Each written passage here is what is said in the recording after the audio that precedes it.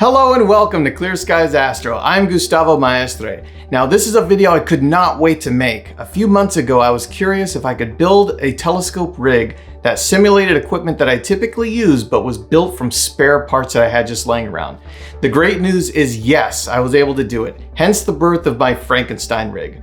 Now in this video I'm going to be covering the parts that were used to build the rig, and then later tonight we're going to get it pointed up at the sky as I image from the Horsehead Nebula on Orion's belt down his sword to the Orion Nebula. Now these nebulae are incredible and vastly different, so do make sure you watch the video all the way to the end so you can catch that reveal.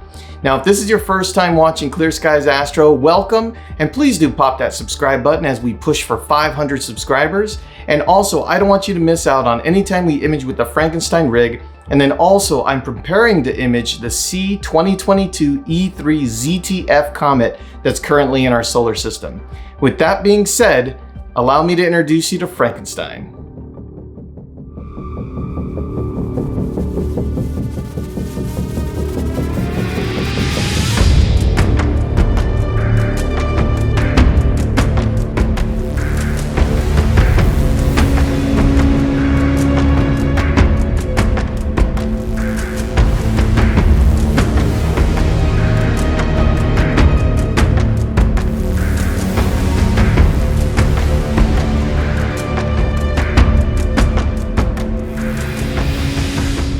Okay, so let's go ahead and get into this setup. Now back to the original question of how can I make this as versatile as a telescope? Well, for starters, I'd want to have a decent focal length that has a low focal ratio. I'd want to be able to use my 2-inch filters with it. I'd want a real lens ring with a handle and dovetail plate for my mounts, a finder shoe that could be expanded. I'd want to use Autoguiding. I'd want to use my ASIAIR to manage the session. And I'd also want the versatility of being able to use a DSLR or an Astro cam. Now, in this Frankenstein rig, we're able to check all of those boxes, which is awesome. Now, the star of the show has got to be my Canon EF 200mm lens. This has been my gold standard lens for my DSLR for good reason. It's a phenomenal lens. It has very fast optics at an f2.8, which means it does a great job of collecting light. I also love the fact that it only has a focus ring. Now, compared to using a zoom lens, you can accidentally bump your focus out, but with only a focus ring, you can set it and forget it. Next, I wanted a real lens ring with a handle and a dove plate for my mounts. The ones on the market tend to only support the camera or only have one lens ring, but I was able to find one on the internet that had 2 lens rings to support the lens. I'll include the details in the description. This setup is 3D printed and securely supports the lens and the accessories. It also has a handle and universal finder shoe and a dovetail plate. On the side, you can conveniently loosen the screws to easily rotate the field of view when you're framing your object.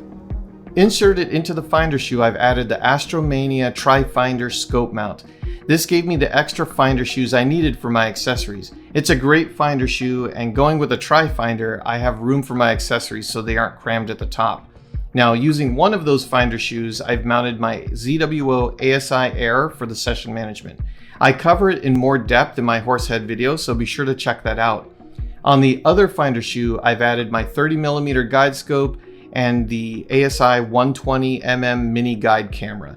These together will work so that my camera stays locked on to my deep sky object and it's talking to my mount to guide as smoothly and accurately as possible. Now down below was a little bit tricky. I wanted to be able to use my full color dedicated Astro cam, but these typically aren't meant to go together. So I had to get a ZWO T2 to EOS EF lens adapter so I could use my ZWO ASI 2600 MC Pro camera. This made connecting a Canon lens and a ZWO camera much easier, plus I'm still able to use my 2-inch filters which screw into the front. Now that we've connected all these parts, it's time to get Frankenstein introduced to Orion. Let's get our cameras pointed up.